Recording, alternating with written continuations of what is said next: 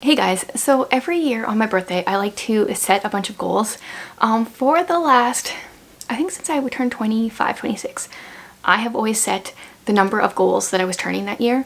So this year I turned 35 and I was like, you know what, this has to stop. 35 goals is just too many. So I'm scaling back.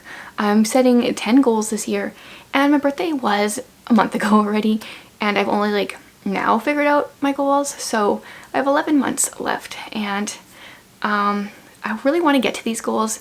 So I think that's partly why I really wanted to pick less goals this year.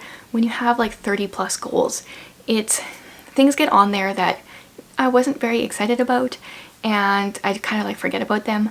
So one thing I'm doing is setting less goals this year, and I'm going to have a visual reminder of my goals. I have a binder that I kind of use as a daily binder that has a bunch of different things in it, like my line a day that I use to track down something funny that happened or just something in general that happened the day before and stuff. And I'm putting my goals in there so I can look back on it frequently and actually remember what my goals are and try to actually hit them.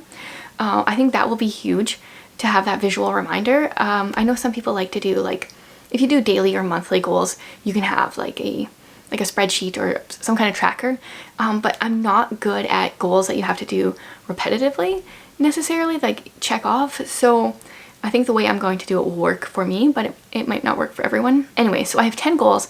I want to share them on here because then I can look back in a year, in 11 months, and see how I did.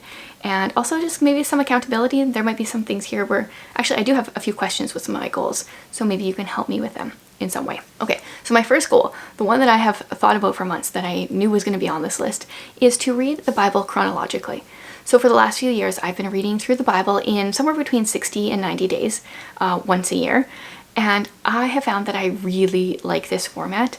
The whole Bible in a year thing, I've done that once. And I've just found the whole thing I was saying about how I'm not good at tracking things every day.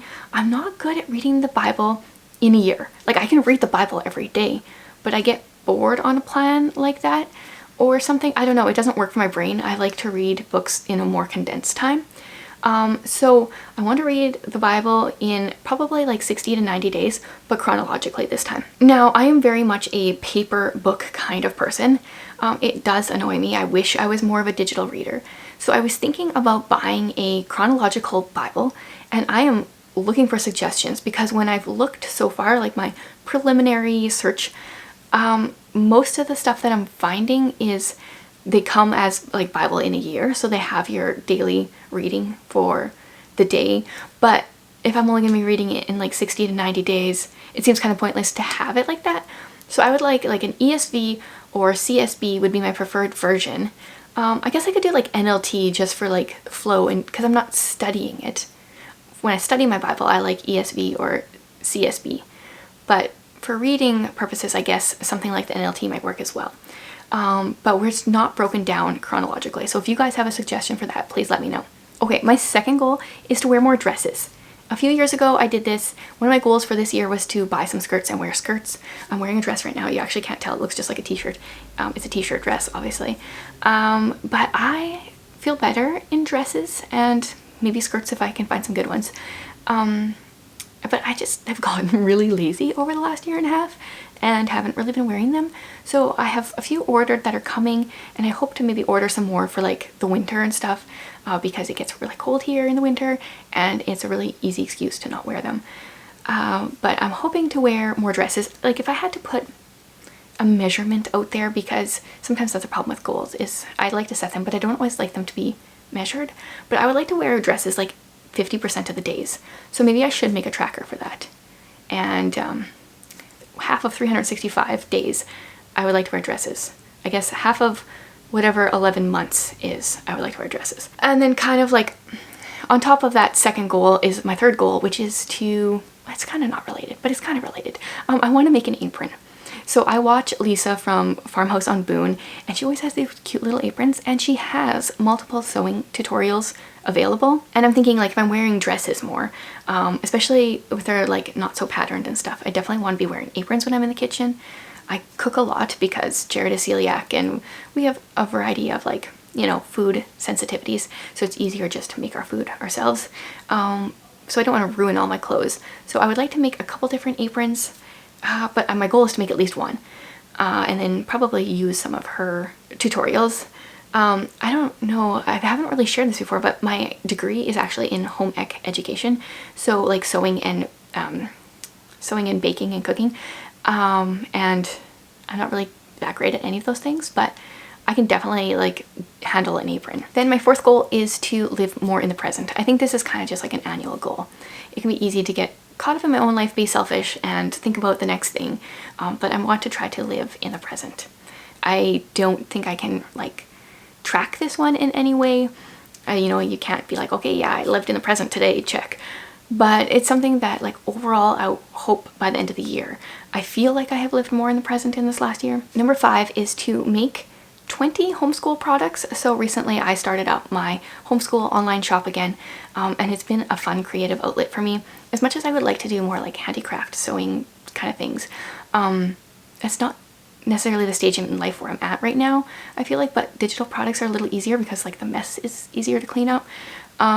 So I would like to make 20 different products starting now. I already made a bunch in the last month, but starting now I would like to complete 20 different products. So 20 in 11 months. That should be doable.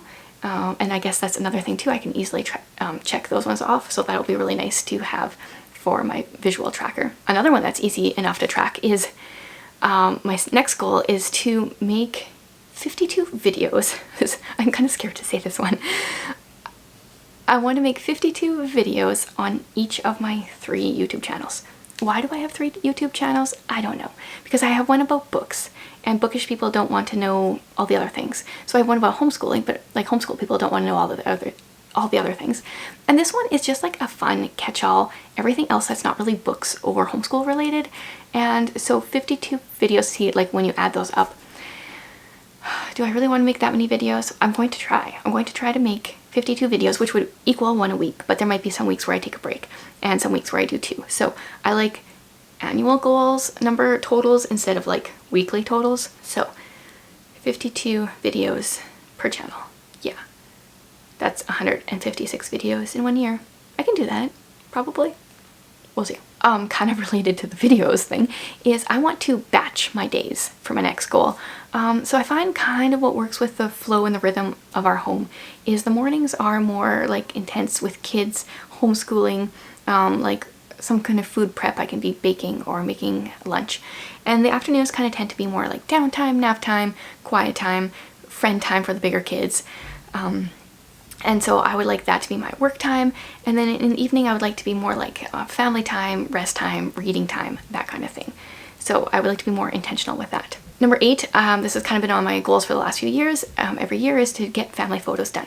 So my friend Holly, she has a YouTube channel, Lovely Day with Holly. She has done pictures of us for the last few times and I love how they turn out. So my plan is to like get her on board again, do family photos with us. We have another new member of our family since our last ones, so that'll be fun. Unfortunately, because of the foster kids, I can't actually share all our photos. I can only share the ones with other 2 kids, but I still want to have those photos. Number 9 is to join an online membership group. So if this Gathered Nest and Farmhouse on Boone and there's another lady, they have YouTube channels, they have a membership group together.